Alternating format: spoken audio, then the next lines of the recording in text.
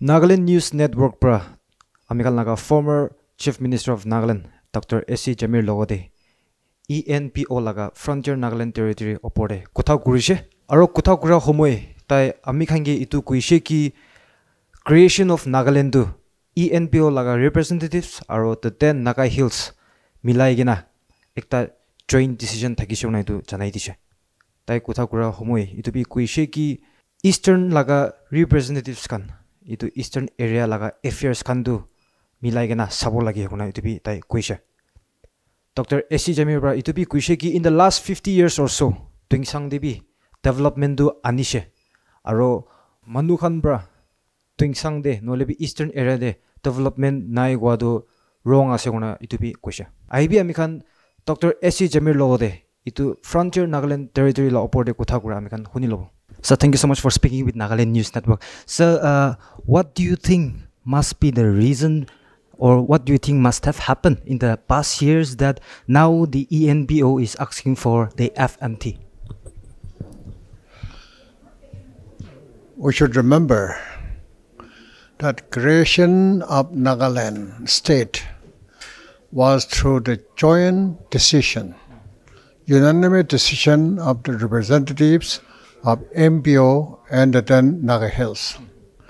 And those people who have committed to the formation of the state of Nagaland were really very tall leaders of this MPO areas. And they also could foresee that it is only through a united Nagaland can we look forward to the future with pride. And that's one. When we formed the state, this Doinsang Frontier Division was part of NIFA. And this area was really economically backward. And therefore, in order to train them up in the art of administration and also in the democratic process, we have made 10 years provisions even in the 16-point agreement. Because during this 10 years period, they'll have a chance to freely discuss about their internal matters, and they also will discuss freely without interference from outside the future development of that this area.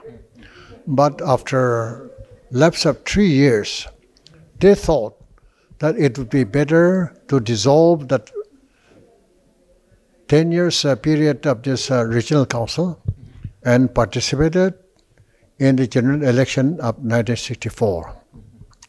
And thereafter, they become fully merged or assimilated with the general administration of Nagaland. From the very beginning, we have taken care that representative of that area should look after the affairs of Doinsang Frontier Division. Therefore, even in interim period, Mr. Agamilong was the executive councillor in charge of Doinsang.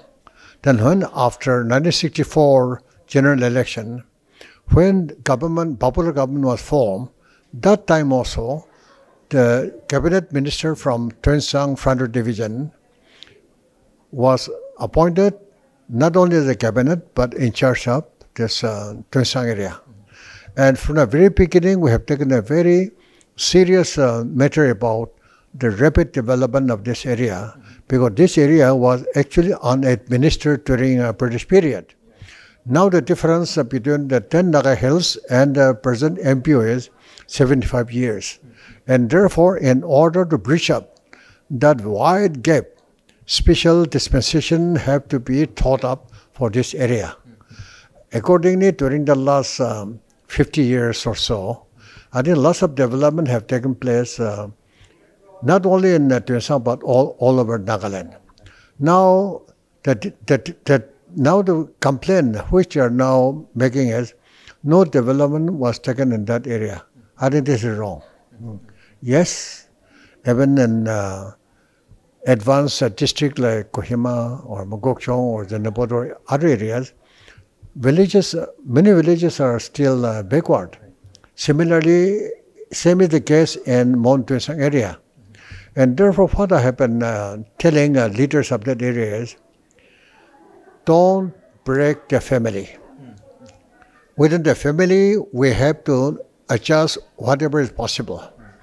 And I'm very sure that a special requirement or special dispensation would be required for the rapid economic development of Tuensang area. Actually, now it is called MBO.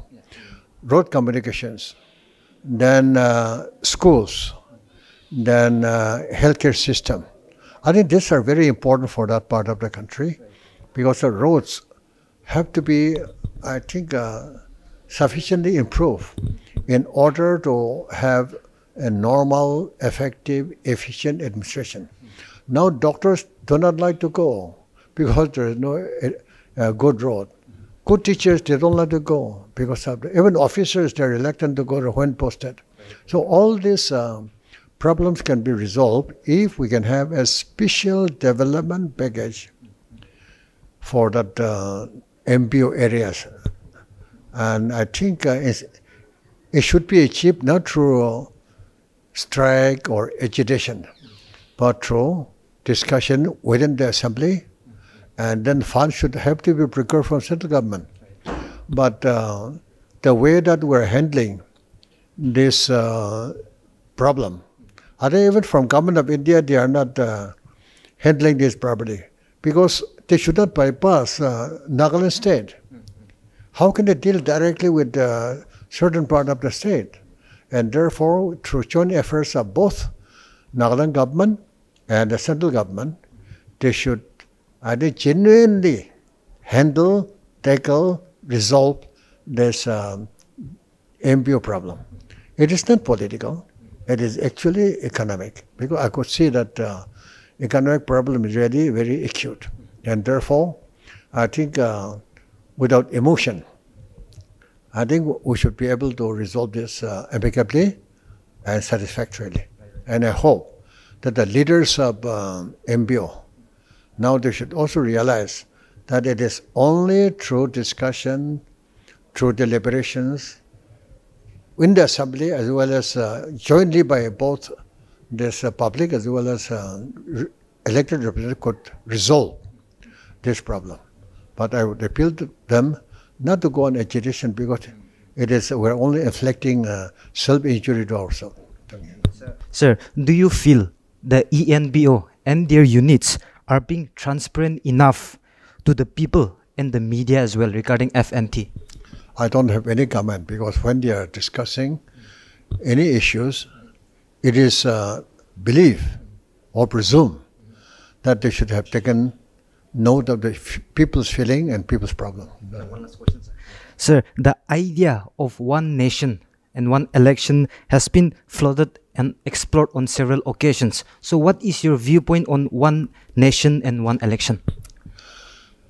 Since it is only a recommendation, unless we have experience of that kind of this arrangement, I don't have any comment on this.